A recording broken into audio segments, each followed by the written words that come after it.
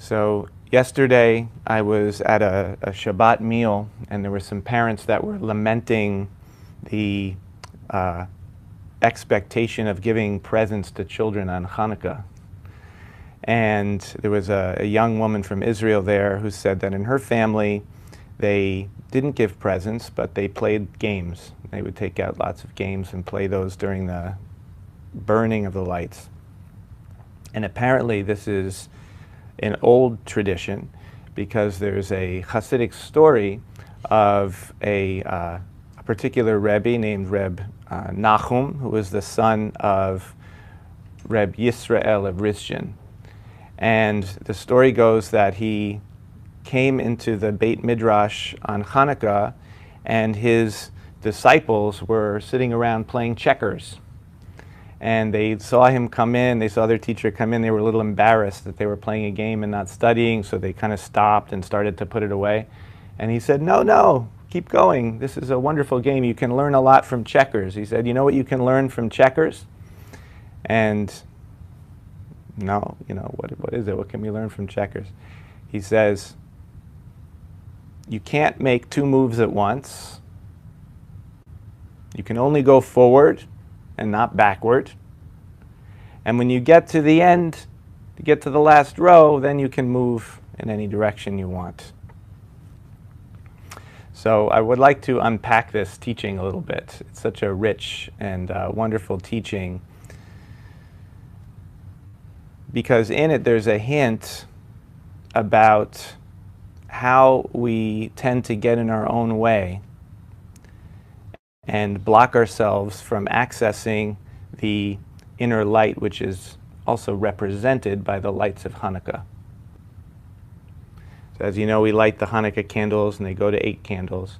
The number 8 in Kabbalah represents the eternal, because it's one beyond 7, which represents the 7 days of creation in the world. So there's a sense of Hanukkah representing connection with the eternal, and light itself is often a metaphor for consciousness. And that's exactly the potential of meditation and the practice of presence at any moment in your life, not just in sitting meditation, which is that when we become aware of this inner light that is consciousness, that's hearing these words right now, that's perceiving your body sitting in the seat, this field of consciousness within which our thoughts appear and then disappear, this field of consciousness that feels emotions, feels feelings, and literally turns into feelings, turns into thoughts, but then those thoughts and feelings fall back into the field of awareness. And for most of us, we go through life being aware of all the things that are appearing in our awareness that we use to navigate through life, but it's rare for a person to become aware of the awareness itself, the field of awareness, which is necessary for any experience. Without that awareness, there's nothing happening at all for us. That's the field of experience. And that field of awareness has the taste of the eternal in it, because that field is always receiving whatever is present.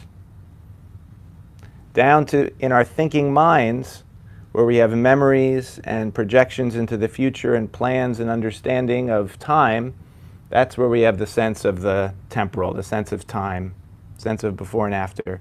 But in the field of awareness itself, which is what the whole point is of meditation, is accessing, not just accessing, but shifting our sense of identity, our sense of who we are, from our thinking minds to the field of awareness, then we can start to get a real experience of the eternal. Not just a belief or an understanding of the eternal, but a literally living in the eternal.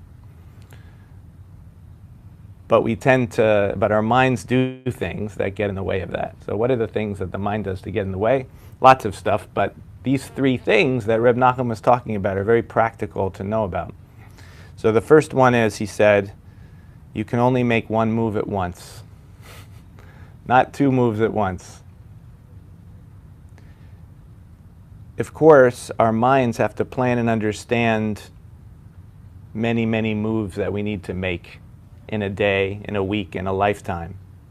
And because of that, our consciousness tends to be usurped by thoughts about what is coming up, about what we have to do.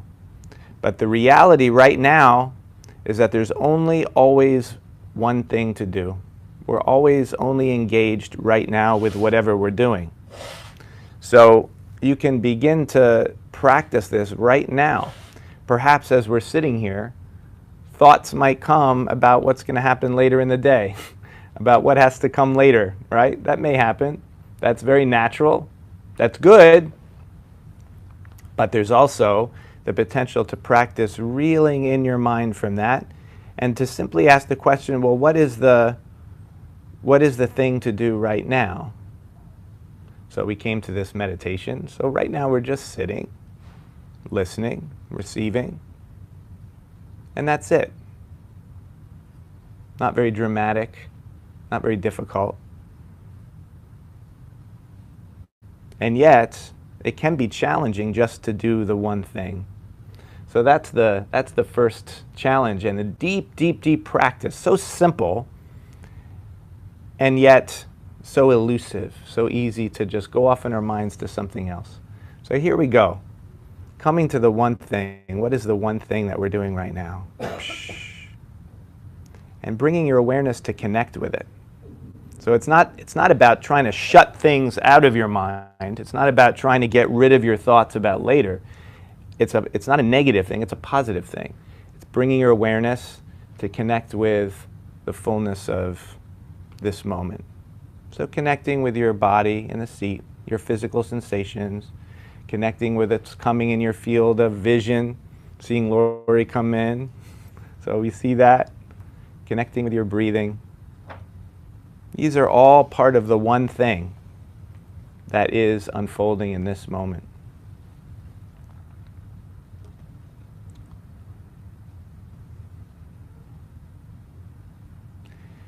You can only move forward and not backwards.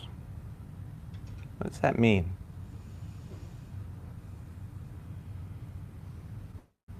Did you ever feel regret about something that happened before? Anybody? So when I say the past is the past, let go of the past, when I say that, do you feel any little twinge?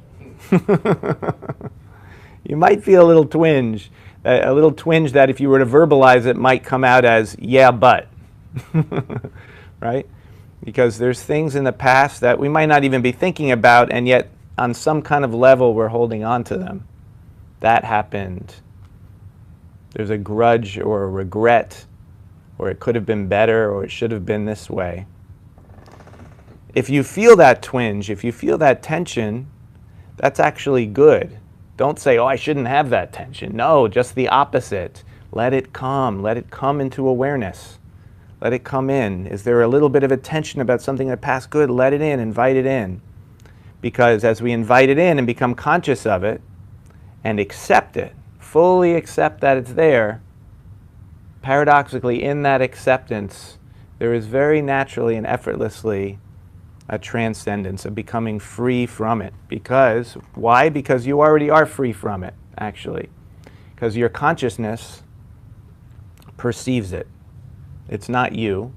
It's just something that you're perceiving. And so as long as you can become conscious of it and accept it and welcome it in, then you're beginning this transformational process through which that tension can begin to relax, can begin to unfurl. And then, if we need to make a decision about something, it's about what direction do we want to go. Move forward, not backward. Don't let go of what was. Learn from it, of course, but don't resist it. Don't resist it. But again, how do we not resist it? If the feeling resistance comes, accept it. That's how we don't resist it. That's the paradox of it. That's why it's kind of hard, even though it's very simple. Because if we say, I'm going to try not to resist it, then we're resisting the resistance. we're creating another resistance. So this isn't about trying to manipulate ourselves in any way. This is about noticing what's there. Noticing what's there, accepting it, being with it, and then seeing what happens, because this transformation, inner transformation is kind of a miracle that happens on its own when we sit and open to what is.